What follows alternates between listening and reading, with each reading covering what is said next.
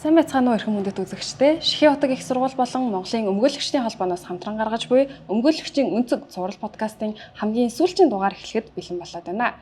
Манай энэ удаагийн дугаарын зочноор Монголын өмгөөлөгчдийн холбооны ерөнхийлөгч Лавга Огтой Данзан Наруу оролцож байна. Сайн байна уу та? За, юуны түрүүнд бидний урилгыг хүлээн авч манай подкастын сүүлчийн дугаарт оролцох болсон талархлаа илэрхийлмээр байна. За тэгэхээр хоёлаа яриагаа эхлэхээс өмнө мэдээж хэрэг та өөрийгөө танилцуулах хэрэгтэй баг. Тэгэхээр таныг үзэгчдтэй хандаж өөрийгөө танилцуулаач гэж хүсэж байна. Миний хувьд Лавгийн Данзан Наруу. За 2004 онд одоо оноос эхлээд өмгөөлийн үйл ажиллагаа эрхэлж байгаа. За Дундгой аймагт төрсөн, сурсан, төгссөн, ажилласан. Үндсэндээ миний одоо ажил мэргэжлийн зам нь бол өөрийн төрсөн нутгаас эхлэлтэй. Тэгээд Монгол Улсын их сургуульд хууль зүйн сургуульд элсэн суралцж чад. За 2 дахь жилээс эхлээд Оросын холбооны улсын ерөнхийлөгчийн тэтгэлгээр одоо тодорхой оюутнууд одоо ч гэсэн суралцж байгаа. Энэ тэтгэлэгт хамрагдаад Оросын холбооны улсад 5 жил компани их сургууль гэдэг бас нэлээд томоохон сургууль байдаг. Энэ сургууль 5 жил хууль зүйн чиглэлээр суралцж төгсөөд төгсч ирэнгүүтээ нутагтаа очиж ажиллаад. Тэгээ одоо нийтдээ энэ өмгөөлийн салбарт 22 дахь жилдээ ажиллаж байна. Тэгээд Дундгой аймгийн 10 жилийн 1-р сургуулийг төгссөн, их сургууль суралцаад тэгээд саяын байдлаар бас явсан. Тэгээд өмгөөлөгчдийн холбооны ерөнхийлөгчөөр энэ олон өмгөөлөгчдийн итгэлийг хүлээж сонгогдоод одоо 3 дахь жилдээ ажиллаж байгаа. За ойлголоо. Тэгэхээр хоёлаа мэдээж хэрэг өмгөөлөгчийн өнцөг подкастын хувьд гэх юм бол бид нар өмгөөлөгч гэдэг нь яг юу хийдэг вэ гэдгийг ингэж нийгэмд харуулах гэсэн зорилготой байгаа. Тэгэхээр таныг эхлээд яагаад өмгөөлөгч гэдэг мэргэжлийг сонгож өмгөөлөгч болохоор шийдсэн бэ гэдэг талаар асуумаар байна. Тэр нь маш сонирхолтой асуулт байна. Яагаад гэвэл жил болгон өмгөөлөгч нар өмгөөлөгчийн шалгалт өгөөд шинээр тангараа өргөдөг. Тэгээд тангараа өргөсний дараа шинэ өмгөөлөгч нарын сургалт гэдэг холбооноос зохион байгуулдаг. Тэгээд энэ шинэ өмгөөлөгчийн сургалтанд тодорхой хэмжээнд бас нэг оролцоод өөрийн зүгээс энэ өмгөөлөгчийн ажил мэргэжил ер нь ямар онцлогтой, юу хийдэг талаар өөрийнхөө байр суурийг илэрхийлэх боломж олддог. Дээр нь одоо тодорхой ихтэй сургууль, хуулийн сургуулийн оюутнуудад тодорхой хэмжээнд бас урилгаар очиж лекц унших тэднэрт бас өөрийн одоо ажил хэрэг, үйл хэргийн талаар ярих боломж олддог. Тэгэхэд дандаа энэ нэг бас энэ чиглэлийн асуултыг асуудаг.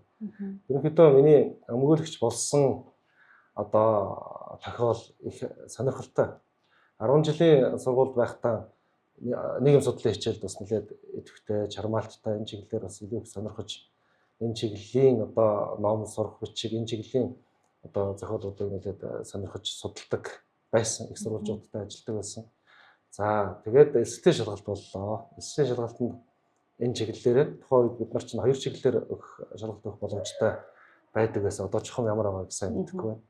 Тэгээд математик суурьтай, нийгэм суурьтай 2 чиглэлээр шалгалт өгсөн. Аль чиглэлд нь бас нэлээд боломжийн оноо аваад тэгээд эдийн засгийн чиглэлээр, хууль эрх зүйн чиглэлээр суралцах боломж олдсон. За энэ дээрээс сонголт хийх болсон.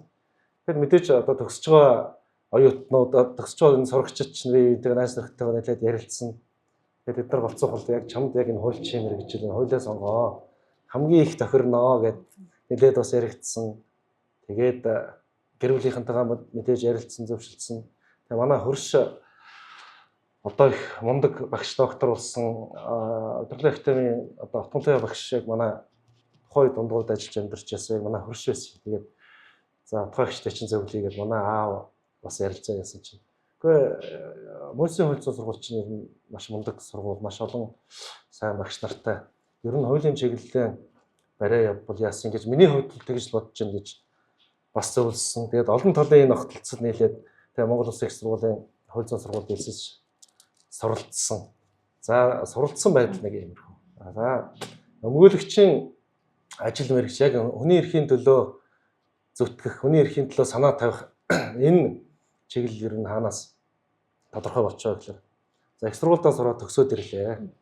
За төгсч ирэхдээ хууль зүйн яамтай гэрээтэй эргээд бас дотроо нэлийн тийм дэврүүн за ирээд ер нь яамд ажиллах юм байна гэдэг ойлголттой. Тэгээд гурвалсан гэрээ байгуулаа явсан. За мэдээж засаг мэдээж солигдчихж байдаг. Бид нар төгсөөд ирэхэд нуттай гэрээ байгуулсан тэр нэрийн бичгийн дарга байхгүй. яамн дээр ирээд за би төгсөөд ирлээ. Минийхэн дагуу ажиллах гад ирлээ гэсэн. Тухайн үед бас оронтой байхгүй. За минийх одоо ингээд сайхан төгсөөд ирсэн байна. Сайхан байна. Баяр хүргэе. Тэгээд одоо оронтой гарахаар хэлнэ гэд. Тэгээд орон нутг руу явлаа. Орон нутгад очиод нэг сар гаруй ямарч байсан болд юм аа. За тэгээд аав ээжтэйгээ ярилцаад яажсэн. За минийх одоо ер нь бол хүн одоо англи танхимд энэ онлайн мэдлэг энэ их сургуулийн мэдлэг нэг хэрэгээ. Практикаас маш их зүйл сурдаг. Ер нь тэгээд хэдүүлээ бас ажил судлаа гэв. За тэгээд аав маань дагуулаад орон нутгийн хууль хэрэгцсэн хууль сахиулах байгууллага, шүүхийн мэдлэгийн байгууллагууд, шүүх эрх мэдлийн байгууллагуудтай уулзалт хийгээд за шүүхтээр очлоо. За ерөнхий шүүгч уулзаад 2-5 дараа уулзаад яасан. Өө ямар сайхан юм бэ? Одоо ингээд даанч одоо оронтой байхгүй. Тэгэхдээ одоо ингээд ер нь бид нар ойлгоод мэдээд авлаа гэд. За дараагаар нь прокурор яг адилхан зүйл хэлж байгаа. Үнэхээр бодит байдал нь тийм. Тэгээд шийдэхдээ одоо эндээ шийдэж одоо болтол тийм байгаа. Тэгээд шийдвэр гүйцэтгэлийн байгууллагад очсон чинь ашгүй одоо ингээд юу яалаа. Манайх нэг орон тойрны захиалга өгсөн байгаа. Эх 7 хоногоос шийдэгдэх баха гэд. Тэгээд автагаа буцаа явж байхад яг манай гэрийн замд одоогийн одоо прокурорын байгууллагын юунд байрны нэг давхарт өмгөөлөгч нар суудаг гэсэн. Энд манай өмгөөлөгч нар байдаг. Тэгээд хоёулаа ороод харъя. Тэгээд очсон чинь манай хайд өмгөөлөгч нарыг чухам одоо бүгдээр нэг дөрөв ингээд байж ах тохиолдол их тийм өргөн бүрэлдэхүүнтэй байж ах тохиолдол их цөөхөн. Тэгсэн ер нь дийлинг нь байна. Тэгснэ очир байдлаа хэллээ. За тэгсэн чинь ямар сайн одоо тэглгүй яах вэ? Одоо төгсөөд ирсэн одоо шинэ мундаг залуутай боллоо. Та харьжээж болно гэдээ аав шууд явуулаад за ийшээс өмнө хийгээд шууд газар дээр нь асуудлыг шийдээд шууд ажилтаа болчихсон. Тэгээ тэр цагаас хойш ерөнхийдөө нөгөө мундаг туршлагатай, мэдлэгтэй, чадвартай их олон өмгөөлөгч нарыг харж байгаа юм. Тэдний нөгөө бичсэн тухайд өмгөөлийн үг одоогоор бол өмгөөлөгчийн дүгнэлт. Энийг ингээд зөндөө уншдаг байлаа. Бид нарыг ингээд миний хувьд нөгөө өмгөөлөгч нар маань мөрдөжлөх ажиллагаа байцаалт хурал гэдэг явчих нь би өрөөндөө байж байна. За тэгээд нөгөө зөвлөгөө авах гэж байгаа хүмүүс орж ирнэ. Тэгэхэд би бэлтгэлтэй байх хэрэгтэй гэж үзээд байнга одоо ерөнхийдөө түгээмэл асуудаг энэ асуултуудад харьцангуй бэлтгэлтэй байх үүднээс өдөржингөө юм шин тэгээд номоо үзэн тэгэд маш их тийм гоё сонирхолтой хүнд маш их тийм хэрэгтэй тустай газар дээр нь ингээд нэг тийм зөвлөгөөнийхөө үр дүнг одоо аваад хүнээс баяр талархлын үг сонсоод ингээ явах чинь хүнд их урам өгд юм лээ. Ингээл өмгөөлөгч болсон. Өмгөөлөгчийн энэ чиглэлийг сонгох чиглэлээр одоо сэтгэл шулуутсан. Тэгээд дараах нь одоо хуульчин сонгогчдоор болтын хамгийн ихний шалгалт 2004 онд өмнөгөө аймаг бүсчин зохион байгуулагдсан. Энд ороод тэнцээд эргээд 7 сард нь 7 сарын 22-нд байсан санагдаж байна. Айхтар бороотой л өдөр байсан байгаа. Өмгөөлөгчийн шалгалтанд ороод тэнцээд үндсэндээ энэ өмгөөлөгч болох энэ зам нэг талаас нь тийм хувь зээний заалттай юм шиг нөгөө талаас нь харьцангуй дардан бүх шалгалтуудаа их сайхан амжилттай ороод тэгээд өмгөөлөгч болсон байна. Тийм байна. Үнэхээр нэрээ хувь заяа гэж хэлж болохоос санагдаж байна тий. Одоо хуультай холбоотой бүхэл байгууллагууд руу орж үзгээд орсон. Тэнд оронтой байсан бол шууд авчихсан. 7 хоногийн дараа бид нар одоо ажил төрөл хайгаа явсан бол тэгээд бас тэр бэлэн оронтойтой байсан газар ороод ажиллаж байсан. Тийм байна тий. Тэгэхээр магадгүй хувь заяагаараа одоо ажиллаж байгаа гэж хэлэхэд буруудахааргүй санагдаж байна. За тэгэхээр таны хувьд 2004 оноос хойш өмгөөлөгчийн ажлыг хийсэн юм байна. Тэгэхээр таны бодлоор одоо дээрэс нь та одоо ерөнхийлөгчийн хувьар Монголын өмгөөлөгчдийн холбооны ерөнхийлөгчийн хувьар өмгөөлөгч хүний одоо үүрэг бол ийм юм байдаг юм аа. Ийм ажил хийдгээ. Нийгэмд ийм үн цэнийг бүтээдэг юм аа гэж тодорхойлооч гэвэл та яаж тодорхойлох вэ?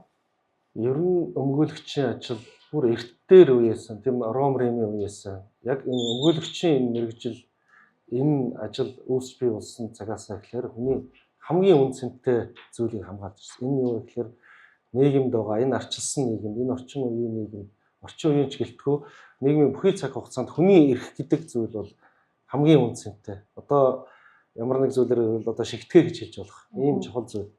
Хүний эрх гэдэг зүйлийг хамгаалахын тулд өөрийн мэдлэг оюунаа зориул зарцуулж байдаг хамгийн чухал мэргэжил байдаг. Одоо олон нийтэд илүү их тодорхой байдаг нь бол яг эрхэн зөрчигдсөн хүмүүстээр ажил нь хууль эрх зүйн туслалцаа үзүүлнэ, зөвлөгөө өгнө, хэрэг хяналтын ажиллагаа, мөрдөн шалгах ажиллагаанд өмгөөлөгчөөр нь оролцсон. эд хөрөнгө, эрх ашиг, нэр төрийг хамгаална. Монгол Улсын үндсэн хуулиар хамгаалж болох маш олон эрх хэрэгчлөлүүд байна шүү дээ. Энэ бүхий л эрх хэрэгчлөө хүний хамгийн үн цэнтэй зүйлийг хамгаалахад тусалдаг. За нөгөө талаасаа шудраг ус шүүхтэр тогтдог гэж ярьдаг. Шудраг усны хэмжээ явсаар гад шүүхтэр очдог. Гэтэл энэ шүүхээс шудраг шийдвэр гаргахад мэргэжлийн үүднээс хамгийн үн цэнтэй тус дэмийг үзүүлж байдаг хамгийн чухал мэргэжилтэн гэж тодорхойлох юм. За ойлголоо. Тэгэхээр өмгөөлөгч гэдэг хүний хувьд магадгүй одоо эрүүгийн хууль шинжлэхээс өмнө таныг анх өмгөөлөгч болоход гэдэг ч юм уу. За тэгээд одоогийн байдлаар өмгөөлөгч хүний хувьд яг ямар ур чадвар хамгийн чухал байдаг юм болоо. Тэгээд бас эрүүгийн хууль шинжлэхээс өмнөх болон дараах байдал одоо практик дээр гэх юм уу ялгаатай зүйлүүд байгаа болов. Тий, яг энэ нөгөө процесс ажиллагаа гэдэг юм хэрэг хэний шийдвэрлэх ажиллагаатай холбоотой хамгийн шин одоо апдейт хийнэ гэж ярьдаг тий, шинэ мэдээллийг л хамгийн түрүүнд олж авах, тэрэн талаар мэдээлэлтэй байх ёстой. Өмгөөлөгчийн хувьд бол хамгийн одоо чухал одоо өөртөө одоо байлгах ёстой хамгийн одоо чухал чанар бол яг хүний төлөө хүнлэг одоо сэтгэлээр хандах. Одоо орчин үед бол эмпати гэж яриад байна тийм. Одоо оронд нь өөрийгөө энэ хүнд яг ямар нөхцөл байдал, ямар хүндрэлтэй зүйл тохиолдов. Энд нь би яг мэргэжлийн үүднээс ямар байдлаар туслах чадах вэ? Хүн өмгөөлөгч хандахдаа мэдээж одоо нэлээд хүнд байдалд орсон, нэлээд тийм гарцгүй гэж өөртөө бодогдсон ийм байдлаар ханддаг. Энийний цаана тухайн хүний одоо итгэл гэж маш чухал зүйл юм. За энэ хүн надад тусландаа, энэ хүн аврандаа гэж бодож зорж ирдэг. Тэгэхээр энэ итгэлийг даах хэмжээний маш том хариуцлагыг өөртөө агуулж авдаг учраас өөрөө байнга ингэж өсөж, хөгжиж, өөрийгөө хөгжүүлж одоо орчин цагийн одоо шин одоо мэдлэг мэдээлэлээс хоцрохгүй байх энэ бол маш чухал байгаа юм. Нөгөө талаас түрүүнд одоо хэлсэн нэг хүнлэг байх гэдэг энэ чанар бол одоо хуулийн болоод одоо бусад мэргэжлүүдээс илүү их онцолж өгж байгаа энэ гол чанар нь гэж миний хувьд үздэг. За нөгөө талаас тууштай байх чанар. Нэг зүйлийг эхлүүлээд тэрнийхээ цаад үр дүнгийн үзэхийн төлөө цоцолтгүй хөдөлмөрлөж, өөрийгөө дайчилж, өөрт нь хандсан хүнд хангалттай хэмжээний цаг зав гаргах энэ бол маш чухал. Бусдаар бол өөрт нь одоо хүн болго итгэж найдаж ирж гэн гэж үзэл одоо өөртөө дааж давшгүй энэ ажил ачааллыг бий болгочоод тэрэндээ төөртэй монголчууд ярьдаг ч нөгөө булуу хураах гэдэг одоо тэр чиглэлээр одоо тэр үндсэн нөхцөл байдал өөрийнхөө одоо ажиллах цаг хугацаа боломж ачааллыг харгалзаад хэрвээ л одоо тухайн хүн тусалж чадна гэж хоёр талаасаа итгэлцээд гэрээ байгуулсан бол үүнийхэн төлөө тууштай ажиллах, нөгөө талаасаа хангалттай хэмжээний цаг зав гаргах, за нөгөө талаасаа тухайн хэрэг маргааны маргаанаас хамгийн зөв гарц гаргалгааг олохын төлөө цоцолтгүй тухайн хэрэгээ маш сайн судлах шаардлагатай байдаг. Тэгэхээр магадгүй өмгөөлөгч хүн одоо цуцах гэх юм уу тэр цаг үед одоо цаана өөр хүн ирэх шиг яригдчихэдэг гэдэг агуулгаараа шүндэр хариуцлагатай байдаг болов гэж. Итгэл гэдэг зүйл чинь хэдий ч нэ нөгөө харилцаж байгаа өөртөө зорж ирсэн хүн хэдий ч нэ итгэл өөрлөж ирсэн гэдгийг мэдрэх тусам өөрийгөө их тийм ачаалах, өөрийгөө одоо илүү их одоо хүчин чармайлт гаргах энэ мэдрэмжийг авч яадаг. Тийм болохоор миний итгэлийг алдах гэдэг бол амар хэцүү, маш их тийм хүнд асуудал. Тийм баг тий. Тэгэхээр одоо таны хувьд миний одоо харж байгаагаар гэх юм уу өмгөөлөгч гэдэг мэргэжилтэй их өндөр хариуцлага хүлээсэн тэгээд одоо бас мэрэгчлэр их бахархаж явдаг хүн гэж харагдаж байна л та. Тэгэхээр магадгүй таны 22 жилийн туршид өмгөөлөгч хийсэн цаг хугацаанд баримталж авдаг. За би эндээс л буцахгүй гэсэн зарчим гэвэл юу байх вэ? Ерөнхийдөө одоо хүн зориод ирсэн, итгээд ирсэн зүйл тухайн итгэлийг алдахгүй байх л ийм л зүйл байна. Тухайн хэргийг дундаас нь орхихгүй, нөгөө сэтгэлд нь багтаж шүү дээ одоо тэр хүн чинь. Дундаас нь орхихгүй байх. Тухайн хүн зориод ирсэн, өөрийнх нь одоо сэтгэлд нь хүртэл үйлчлэгээ үзүүлчих юмсан да гэж хичээдэг. Өөрийнхөө төлөө хангалттай хэмжээний цаг зав зарцуулах. Тэгээд тодорхой хэмжээнд хэрэг хянах шийдвэрлэх ажиллагаанд илүү их бэлтгэлтэй оролцох. Бэлтгэл гэдэг зүйл бол зөвхөн энэ өмгөөллийн үйл ажиллагаа биш. Бүхий л одоо үйл ажиллагаа, үйл хэрэг бол хамгийн чухал зүйл шүү дээ. Одоо хэдий ч нэ бэлтгэн, хэдий ч нэ өөрийгөө юугаар бол одоо уралдааны мороор бол илүү уяас ойлгоонд харуулна. Хэдий ч нэ цаад үр дүнтэйгээ шууд холбогдож байдаг учраас тухайн хэрэг асуудалтай холбоотой энэ их сурвалж, хууль тогтоомж, энэний өөрчлөлт үүнтэй холбоотой гарсан улсын дээдчүүх юм болон бусад энэ онлайн тайлбар зэргийг илүү их нарийн судалж өөрийнхөө бэлтгэлийг эрийг тааруулна гэдэг чинь их чухал байгаа юм. Тийм учраас энэ ажилдаа илүү хариуцлагатай хандах, бэлтгэлтэй хандах гэдэг бол цаад үр дүнтэй шууд холбогддог юм гэж байна. Магадгүй өмгөөлөгч, хуульч хүн маань өмгөөлөгч хүн одоо бусад мэргэжлүүдээс арай илүү олон цагийг ном уншиж, одоо бичиг цаас уншиж, одоо таны хэлээр тайлбарч гэдэг юм уу те, онлайн ном гэдэг юм уншиж ингэж өнгөрөөдөг болов уу гэж санагдлаа. Тэгээд энэ дээр нэмээд асуухад та өмгөөлөгч хийдэг өмгөөлөгчийг хийсэн энэ 22 жилийн хугацаанд илүү цагаар ажилласан тохиолдол одоо хэрэг байдаг вэ? Зөндөө. Маш их байгаа. Маш их. Ерөнхийдөө яг өөрийнхөө ачаалал тохируулж мэдээж хүмүүст хэрэг асуудлыг аавн хэрэг асуудалтай ажиллана. Гэхдээ онцгой их тийм судлах зүйл шаардлагатай ийм одоо хэрэг кейсүүд бол байдаг. Тэгээд зөвхөн одоо их сурвалжууд унших, тайлбар уншихаас гадна одоо энэ орчин цагт чинь цахимжаад одоо манай шүүх хэрэг мэдлийн систем улсын хэмжээнд ч гэсэн цахимжилт нэлээд явагдаж байна. Энтэй холбоотойгоор шүүхийн цахим систем ажиллагаанд орцсон, хэрэглээнд орцсон их айтайхан байна шүү дээ. Тэр үүднээс тухайн ажиллаж байгаа хэрэг асуудалтай холбоотой шийдвэрлсэн кейсүүдийг судлах шаардлагатай. Энэ бол маш их тийм өгөөжтэй. Яг тэгэхээр зөвхөн одоо хэрэг асуудлын шийдлийн үндэслэл төдийгүй тухайн одоо хэрэг дээр ажилласан өмгөөлөгчдийн гомдлын агуулга тэнд бичигддэг. За энэ өмгөөлөгч яг аль талаас нь харсан байна, ямар үндэслэл байгаа гэж үзсэн байна гэдгийг аль болох орхитуулахгүй харна. Тэрийг ялгана. Тэгээ өөрийнхөө зүгээс бас үнэлт өгнө. Тэгээ явсаар гол харилцсан одоо адилгүй анхан болон давуу залгчны шүүх харилцан ялгаатай шийдсэнийг дээд шүүх яг хуулийн нийтлэг хэрэглээ тогтоох үүднээс хагалж яг жишг тогтоож шийдсэн энэ шийдвэрүүдийг ялгана. Одоо шүүхийн шийдвэрийн цахим сандч шууд нөгөө хэргийн зөвлөлттэй хийгээд ялгаад тэгээ энэ яаж шийдсэн бэ гэдгийг ялгаад үзчихээд их төвөггүй болсон. Одоо хуулийн фирм багаараа ажиллах энэ хандлагаас нэмэгдэж байна. Энэ ч бас зөв.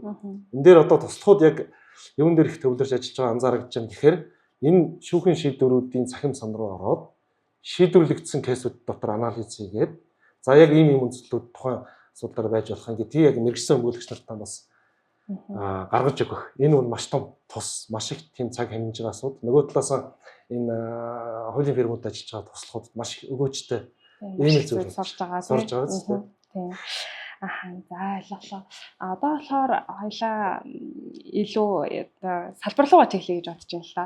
Та болохоор эрүүгийн чиглэлээр одоо ингээд өмгөөлөгч хийж байгаа шүү дээ. Тэгэхээр эрүүгийн хэргийн өмгөөлөгчийн хувьд бусад салбаруудаас юугаараа онцлогтой гэдэг юм болоо? Тийм. Ер нь энэ салбар хэрэгцээнүүд өөр өөрийн онцгой бас онцлогуд байна. Тэр дундаа эрүүгийн хэрэгцээ гэдэг бол харьцангуй өмгөөлөгч бас илүү их тийм идэвхтэй үйл ажиллагаа шаардж одоо бусад чиглэл иргэн захиргаач гэсэн тийм байна. Гэхдээ нотлох баримт гаргаж ирэх цуглуулгатай холбоотой асуудал тухайлбал одоо захиргааны эргийн шүүхийн тухайд бол хүсэлт гаргаж өгөөд шүүхээрээ захирамж гаргуулаад ингээд авч явах чинь.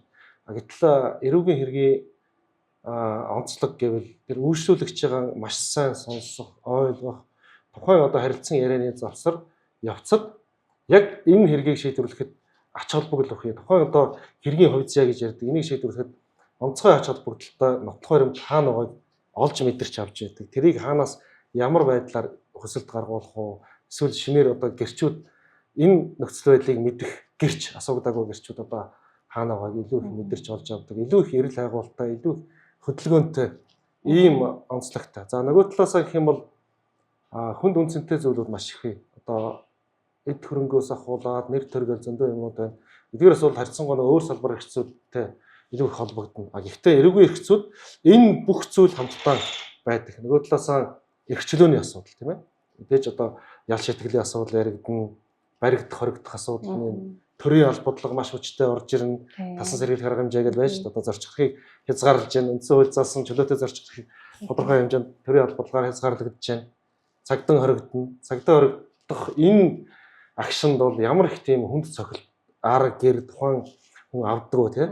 Энэ ямар их тийм том эрх чөлөө нь хязгаарлагдаж байна. Зөвхөн үндэсний хууль тогтоомжоор төдийгүй олон улсын эрх зүгээр хамгаалагдсан. Энэ болгонд оролцож явдаг учраас илүү их тийм өргөн хүрээний одоо эрх ашиг бас давхар хамгаалагдаж байдаг. За нөгөө талаасаа илүү их эрэл хайгууртай, илүү их хөдөлгөөнтэй ийм л одоо онцлогтой. Тэгээ манай эрүүгийн өмгөөлөгч нар анзаарах юм бол одоо хүүсийн тухайч ихэд бол нэлээд эрэгтэй өмгөөлөгч нар байгаа. Нийт өмгөөлөгч нарын хувьд гэх юм бол манай өмгөөлөгчдийн холбоонд бол хүүсийн тэнцвэр бол бараг 50-50%-тай 49-51%-тай явж байгаа жишээ.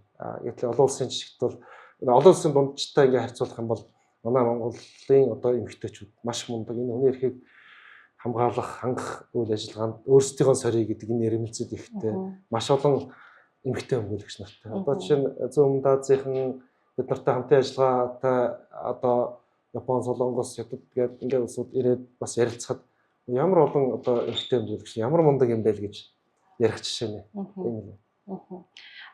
Олон эмэгтэй өмгөөлөгч байгаа гэдгийг сонсоход надад маш таатай байлаа. За тэгэхээр за одоо дараагийн юм дээр энэ магадгүй жоохон хүн асуулт гэж магадгүй юм шиг санагдаж байна.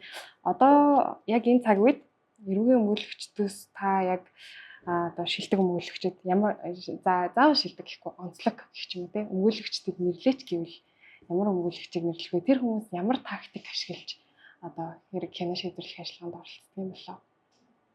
Ер нь яг шилдэг өмгөөл шин нэг нь одоос онцлох гэдэг бас их төвөгтэй байна.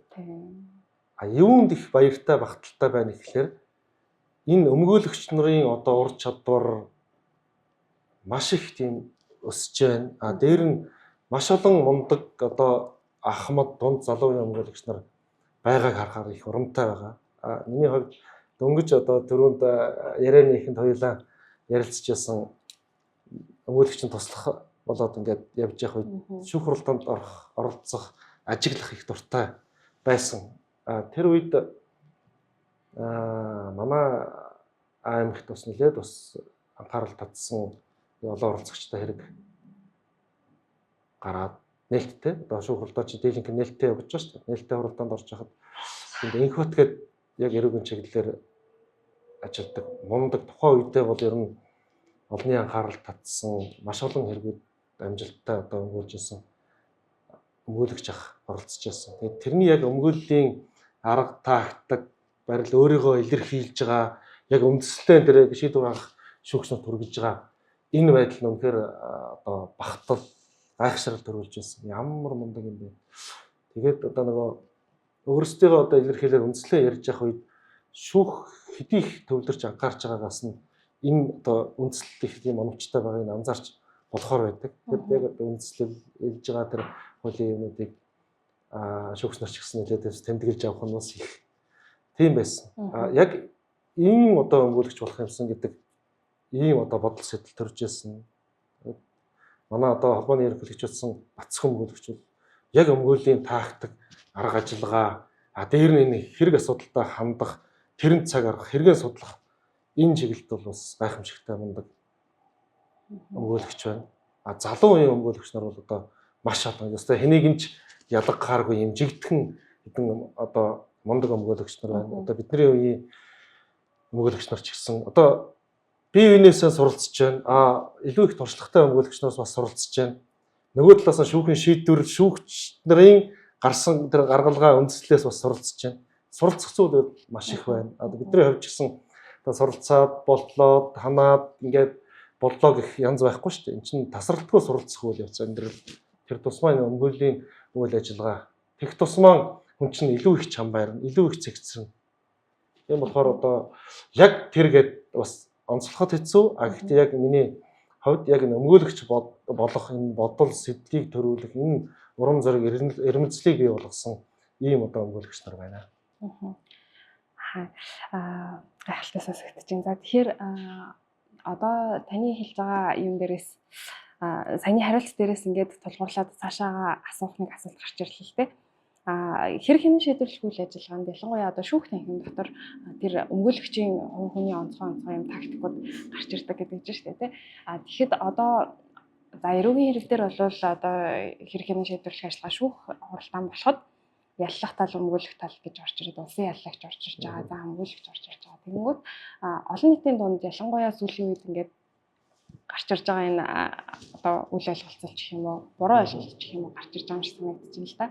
Энийг харахад одоо ингээд гэмтэрэг хийцэн хүн өмгөөлөгчд их мөнгө төлчих юм бол цагаатаад хэрэгсгүй болоод гараад ирчих юм шиг эсвэл одоо яллах тал нь болохоор гин буруугүй байсан ч гэсэн ялчих гад байгаа юм шиг нэг тийм олон нийтийн өнцөг тэгж харагдаж байна. За тэгээд дээрээс нь сүүлийн үед маш их одоо энэ олон нийтийг цочроосон хүнд гэмтэргүүд гарч ирж байна. За тэгэхэд гэмтэрэг дээр одоо олон нийтээр ингээл юу гэдгийг одоо шүүгдэгчийн өмгөөлөгчийг буруутгадаг гэдэг ч юм уу ийм олон янзын юмнууд харагдаж байна л та. Тэгэхээр та энэ дээр яг ямар байр суурьтай байдаг вэ? Яагаад ийм асуудал үүссэн гэж харж байгаа вэ?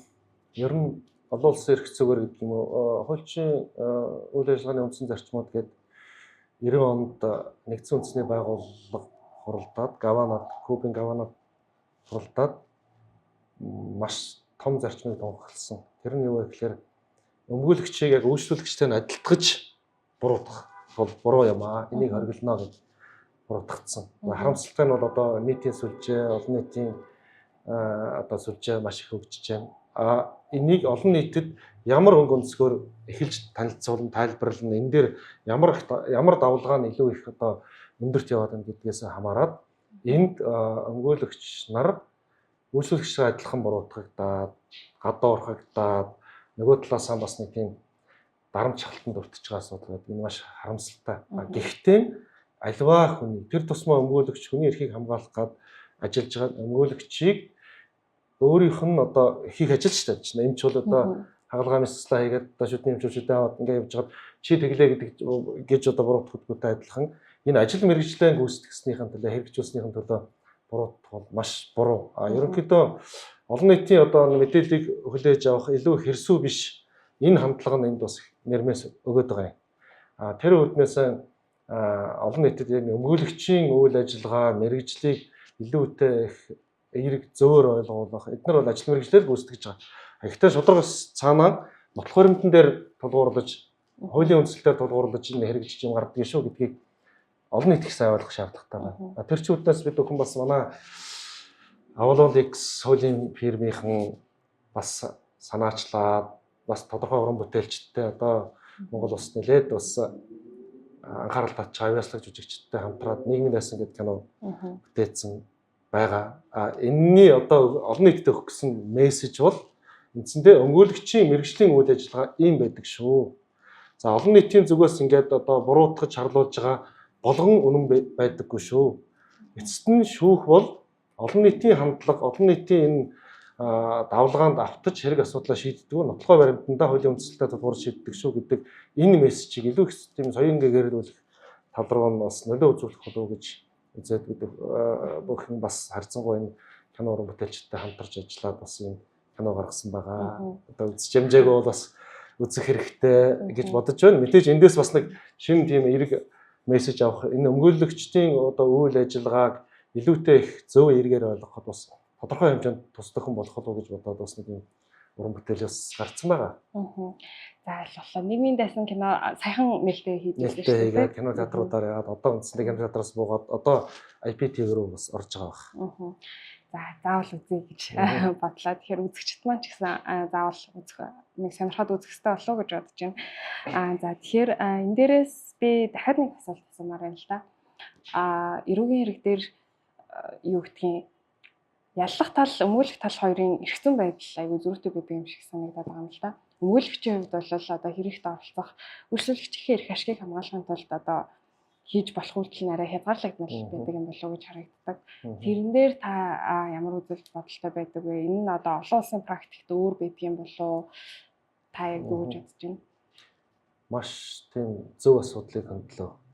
Одоо миний бодож сэдэж байгаа хамгийн их одоо анхаарал тавьж байгаа цаашид ч гэсэн бас олон улсын шигт хүрээсэй гэж боддог зүйл бол эрхтгч мэтгэлцээний нөхцөл байдлыг хангасан ийм хууль тогтоомжтой болохыг бодож байгаа.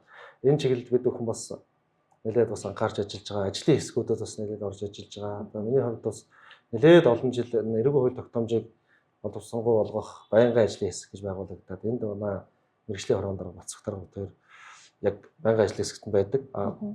Тухайн үед ингээ байгуулагдж байгаа ажлын хэсгүүд манай илүү бас туршлагатай өмгөөлөгч нар орж ажиллаж байгаа. Энэ дээр яг олон улсын жишг хандлагаас нэлээд бас тийм тэнцвэргүй мэтгэлцээний нөхцөлтэй байна гэдэг. Одоо олон улсын нэгдсэн үндэсний байгууллагын бусад энэ хүний эрхийн чиглэлийн шинжээчд ирээд Монгол улсын одоо эрүүгийн хэрэг хянаж төрөлх ажиллагааны хамт бол мэтгэлцээн чинь тэгж биш байна шүү, тэнцүү биш байна шүү гэдэг.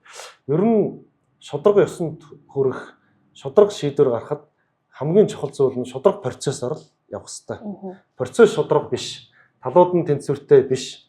За энд нь одоо нэг ийм хэмжээний боломж олгочоод, энд нь ийм хэмжээний боломж олгочоод, за хэдүүлээ шударга усыг тогтоё, үнэн зөв шийдвэр гаргая гэдэг энэгээр одоо хүрэхгүй. Тийм учраас эрхтгч мэтгэлцээний энэ нөхцөл байдлыг хангасан эрх зүйн орчинтай болё гэж үзээд бид бүхэн бас тодорхой хэмжээнд их хурл шийдвэр гаргагчдын төвшөнд бас тодорхой бас санал дэвшүүлээд ярьж явж байгаа. Их хурлаас яг энэ эрүүгийн хэрэг хянж ажиллагаанд одоо эрхтгч мэтгэлцээний хангалттай холбоотой их хурлын тогтоол гаргуулад энэ тогтоолын хүрээнд хэрэг хянж төлөх тухай хуулийн нэмэлт өөрчлөлтийг оруулж ирээ гэж засгийн газар даалгаад энэний дагуу төсөл орж ирээд энэ төсөлд нь манай өмгөөлөгч нарын хамгийн их тийм хөндөгдөг, эмзэгэлдэг, ярьдаг, холбоонд ханддаг нэлээд асуудлууд бас тусгагдсан байгаа. Одоо та бүхэн мэдж байгаа бол за хэрэг танилцах хугацаатай холбоотой. За ингээд хэдэн сар хэдэн жилээр шалгацсан хэрэгээ за өнөөдөр танилцаад маргааш биш шилжүүллээ гэдэг энэ асуудал нэмэлт өөрчлөлтийн хүрээнд байхгүй болсон. Дээр нь одоо орохт нь утсыг хурааж аваад ингэхгүй тэхгүй гэдэг асуудал байхгүй. Энэ нь одоо өөрсдийн гэрэл зургийн аргаар энэ хэргийн материалаа бэхжүүлж авах энэ асуудал бас тусгагдсан. Дээр нь одоо мөрдөн шалгах ажиллагаа энэ байцаалтын аудио болон видео бичлэгийг хэрэгтэйгээ хамт авсаргаад шүүгт яриачулдаг болсон. Ингээд үр дүнгууд бол гараад байгаа. Агтаа энд хандж болохгүй. Ер нь хүний эрхтэй холбоотой асуудлаар сэтгэл хандж болохгүй гэдэг ийм одоо бас хэлдэг байгаад байдаг шүү дээ. Тэгэхээр хүний эрх хэдий ч нэ их өргөн хүрээнд хангагдана, төдий ч нэ тухайн хүн хөгжих, өсөх, илүү их зөв төлөв шиг энэ боломж нь байнга нэгдэж яадаг учраас зөвхөн жижиг жишээ буюу энэ хэрэг хянаж төрөлх ажиллагаатай одоо хандуулаад хэлэхэд юм байгаа. Тэгэхээр энэ эрхтгч мэтгэлцээний нөхцөл байдал яг тэнцвэртэй байж шударга шийдвэр гаргана шүү гэдгийг зөвхөн өмгөөлөгч нар ойлгоо зогсохгүй, мэтгэлцээний нөгөө тал прокурор ойлгох. Яг үндсэндээ тэр шүүгч нар бас ойлгох нь маш их чухал байгаа. Тэр ч үднээс одоо манай хуульчдын мэргэжлийн үйл ажиллагааг дэмжих төв гэдэг төрийн бус байгууллага байгаад энэ төрийн бус байгууллагын шугамаар манай өмгөөлөгчдийн холбооны бас оролцоод байгаа Америкийн нэгдсэн улсын мэтгэлцээний чиглэлээр яг газар дээр нь яг сонгодог мэтгэлцээтэй далаа эрх зүйтэй энэ орон дээр эрүүгийн эрх зүй мэтгэлцээ хэрхэн явагдгийг одоо нүдээр үзүүлэх зорилгоор бас нэг хэд хэдэн ээлж явцсан. Энэ чиглэлээр одоо спорлог сангийнхан хэд хоногийн дараа ирэх гэж байна. Манай өмгөөлөгч нар бүсийн зөвлөгөөний үеэр яг энэ мэтгэлцээтэй холбоотой асуудлаар сургалт явуулах гэж байна.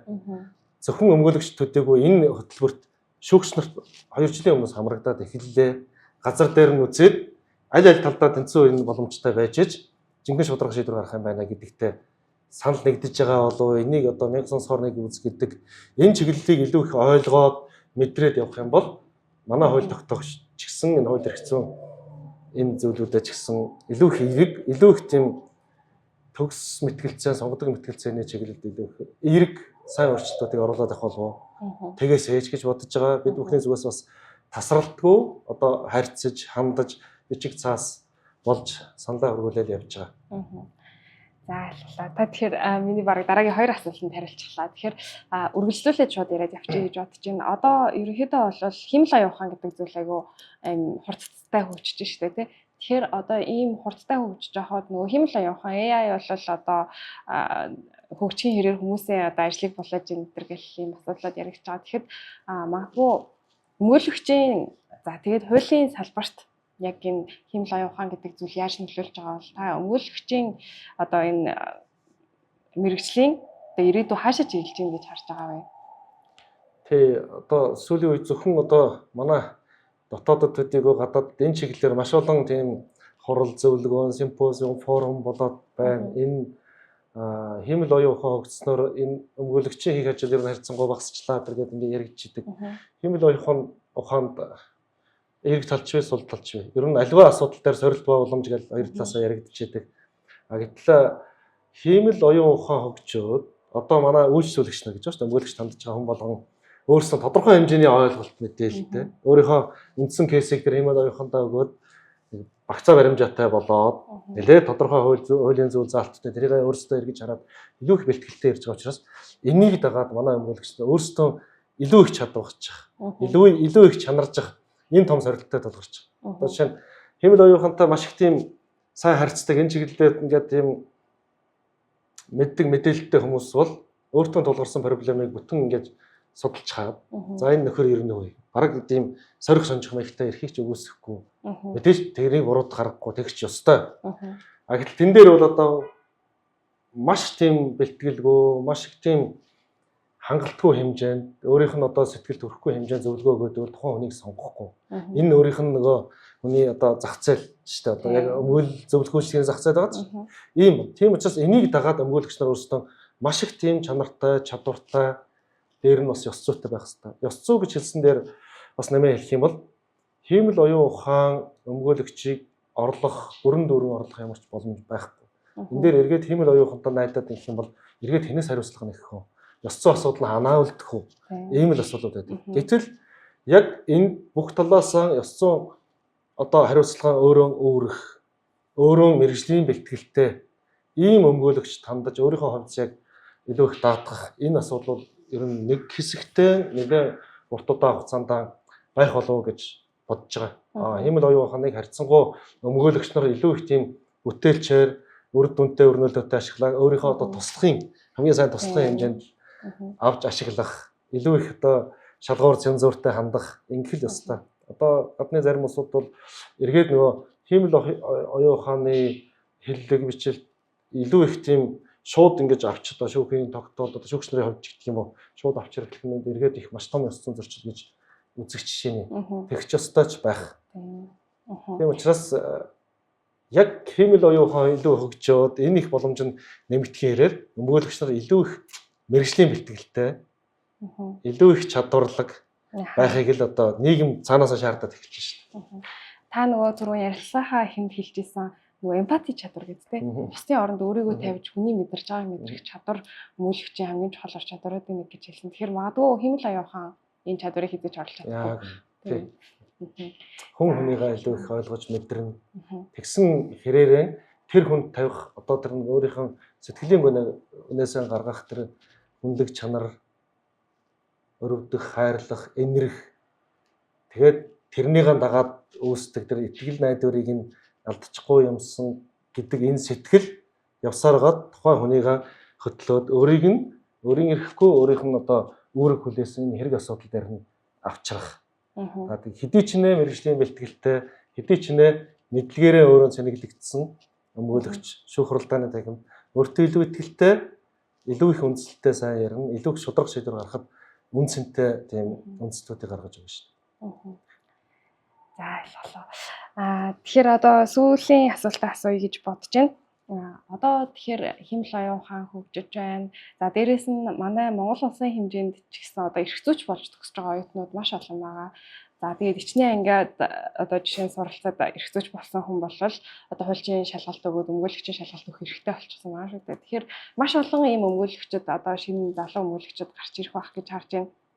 Тэгэхээр таны хувьд 22 жилийн туршид ажилласан нэгдүгээр туршлагатай өмгөөлөгчийн хувьд хоёрдугаар Монголын өмгөөлөгчдийн албаны ерөнхийлөгчийн хувьд шинэ залуу өмгөөлөгчдөд яг ямар зөвлөгөө өгөх вэ гэж асуумаар байна. Мэдээж онлайн тодорхой хэмжээнээс өөр мэдлэгтэй болцсон хүмүүс. Практикийн явцад өөрсдөө илүү их чанаржаад чадваржаад явдаг. Шинэ төгсөгчд харьцангуй маш тийм хичээл зүтгэлтэй юмыг одоо илүү их одоо сүүлийн бид нар ч бас ингээд хамтдаа та бүхэн бас харж байгаа манай ажлын албанд бас олон мундаг залуучууд бас ажиллаж байна. Бидний хувьд бол тийм хичээл зүтгэл ийм эрдэмтдийн зүйл бас маш их байна. За нөгөө талаас нь бол хамгийн их чухал чанар хүн өөрт нь зориод ирээд хувьцаагаа даатгсан байхад энд илүү их тийм өөрөөсөө хамаарах хүчин чармайлт илүү их цаг заваа зарцуулж тухайн хэрэг асуудалтай холбоотой зүйлийг судалж ихтгэл найдварыг нь бүрэн дүүрэн одоо даахал ёстой. Энүүгээрээ бүр юу хэлэх гээд байна гэдэг маш товчхон хэлэх юм бол тухайн хэрэг асуудал дээр маш их цаг зав гаргаа, цаг зав зарцуулаа. Хэрэг асуудлаа бүрэн дүүрэн судлаа. Тэр нь эргээд маш их тийм том түлхэц, маш их том ихтгэл найдвар өөртөө итгэлийг өгдөгөө. Тэгээд өөрийнхөө одоо нөгөө чадах хэмжээнд амлалтаа өгөө. Нэг ихтгэл найдвар хэрэг асуудлаа эхлээд одоо өөртөө ярилцаад нэг ерөнхий хүрээг нь ойлгож авна. Тухайн хүн дутуу хөтөө ярьсан, зарим нэг байгаа нотлох баримтыг хэлээгүү, танилцуулаагүй байж болно. За эхлээд хүнтэйгээ уулзаж танилцаад хэргийнхаа ерөнхий хүрээг ав. Нөгөө талаас байгаа баримтуудтай нэг болцоотой бол танилц за иргэн захиргааны хэрэгт бол боломж байгаад байна шүү дээ, тийм. За эрүүгийн хэрэгт бол энд байгаа байж болзошгүй, гарч болзошгүй бүх эрсдлүүдийг бодож тооц. Тэгээд түүнээс гарах цаад үр дүнгийнхаа зүйлийг хар. Баримжаал. Тэгээд тухайн одоо ихтгэл найдвар өгч болох, үр дүн гарч болох энэ зүйл дээр бас амлалт өгөө. Ерөнхийдөө урьдчилсан амлалт өгөө. За би энийг нь асуудал байхгүй юм хэрэг гэж юу байсан юм бэ гэдэг энэ сэтгэлээр хандахгүй гарч болзошгүй бүх эрсдлийг үйлчлэгчтэй бас сайн хэлж ойлгуулахгүй бол эцэст нь нөгөө хүний хүссэн үр дүн үйлчлэгчийн хүссэн үр дүн гардаггүй эндээс гомдолтой тэмцэлтэй үлддэг. Тэгээд одоо мэргэжлийн хариуцлага ёс зүйн асуудал эргэж босч ирдэг. Тэгэхээр хуульч хүн, эрх зүйч хүн, өмгөөлөгч хүн ёс зүй гэдэг зүйлийг хамгийн нэн тэргүүнд барь. Хуульчаас, өмгөөлөгчөөс хэдий одоо мэдлэгтэй, чадвартай, туршлагатай байж болно. Ёс зүй гэдэг зүйл байхгүй бол энэ хүн өөрөө хуульч бишээ гэсэн ийм санааг одоо манай Цэцэн гүшүүн байгаа Эрдэнэ улган багш нэг манай өмгөөлөгч зөвлөлд өгсөн нэг ярилцлаган дээр дурдсан байлаа. Энэ бол бас их мундаг үг. Тийм учраас мэдлэг чадвараас гадна ёс зүй гэдэг зүйлийг байнга сэтгэлдээ барьж явах хэрэгтэй. Тухайн хүнд одоо өөрийн хэр хэмжээнээс давсан том амлалт өгөхгүй байх нь өөрийн тэр ёс зүйн зөрчлөөс ангид байлгах, сэргийлэх энэ том гарцуулдаг. Дээр нь эцэст нь хэлэхэд бас төсвөр төвчээр шантаршгүй юм тууштай чанар гэж байдаг. Хэргийн дундаас салираад нэг тийм төсөөлөөгүй бодоогүй юм үр дагаврууд гарч ирдэг. Одоо хэцүү үйлчлэгчдэр бас байхыг үгүйсэхгүй олон нийтийн зүгээс бас нэг шахалт буруутгал ирнэ. Энэ дээр төсвөр төвчээртэй өөрийнхөө тавьсан зорилгын төлөө тууштай ажиллах ёстой гэж байна. За ойлголаа. За тэгэхээр хоёулангийнхны ярилцлага бол маш өргөөжтэй боллоо гэж бодож байна. Одоо удахгүй төгсөөд эрх зүйч болох гэж байгаа. Миний хувьд бас тантай уулзаж ярилцах боломж олсон нь одоо маш нэр төрийн хэрэг байлаа. Бидний одоо урилгыг хүлээж авсанд баярлалаа гэж одоо дахин нэг удаа хэлмээр байна. Тэгээд ярилцлагын туршид магадгүй та нэг хэлчих юмсан даа гэж бодсон. Би танаас асуугаагүй зүйл байгаа болоо гэж нэг асуумаар байна. За баярлалаа. Ямар ч байсан одоо шинэ төгсөг шинэ өмгөөлөгч нартай хийх уулзалтын үеэр сая асуудлуудыг нэлээд бас хөндөж ярьдаг. Яг миний боддог зүйл. Мэдээж одоо ёс зүйтэй байгаараа, төсвөр төвчээртэй байгаараа, тууштай байгаараа гэдэг нь боддог бүх зүйлүүд бас энэ ярианы яс нэлээд гарлаа. Илүү их бас ингээд нээгээд энэ одоо зүйлэн энэ үзэгчдтэй, эрх зүйчд, хуульчдтай хаваалцах боломж олгосон та бүхэнд маш их баярлалаа. За миний хувьд бол ямар ч байсан шинээр төгсөж байгаа эрх зүйчдтэй, за шинэ хуульчдтай, за шинэ эрх авсан өмгөөлөгчдтэй бас хандаж нэмж хэлэхэд түрүүнд бас нэлээд зүйл бас ярьлаа. Нэмж хэлэхэд бол байнга өөрийгөө хөгжүүлж байх, байнга одоо шинэ их сурвалж, шинэ одоо бүтээл, одоо онлайн болоод энэ практикийн зүйлүүдтэй маш их сайн танилцж байгаасаа гэж үзэж байгаа. Жишээлбэл манай өмгөөлөгч, одоо гамболд өмгөөлөгч хөл эрүүгийн хэргийн хууль зүйн төгөлд гэдэг ном гаргасан байх жишээ. Энэ бол тийм дээд шүүхээр шийдвэрлэгдсэн онцлог хэргийн кейсүүдийг ялгаад жишг тогтоосон кейсүүдийн нэгээд эмхэгдсэн байх жишээ. Тэгэхээр эндээс маш олон ийм хэргийн гарц гаргалгааг олох энэ боломжууд гарч ирж шүү дээ. Их мэтлэн тийм өөрийгөө хөгжүүлэх боломжууд байна. Гарын авлага их сурвалжууд байна. Энэ дээр бол тодорхой хэмжээний зориуд бас цаг гаргаж байгаараа гэдгийг хэлээ. За ойлголоо. Тэгэхээр одоо ингээд өмгөөлөгчийн өнцөг сурал подкастын маань сүүлийн дугаарыг хүрээд өндөрлөж байна. Шихийн утга их сургууль болон Монголын өмгөөлөгчдийн холбооноос хамтран гаргасан өмгөөлөгчийн өнцөг сурал подкастын сүүлийн дугаар энэ хүрээд өндөрлөж байна. Бидэнтэй хамт байсан та бүхэндээ баярлалаа.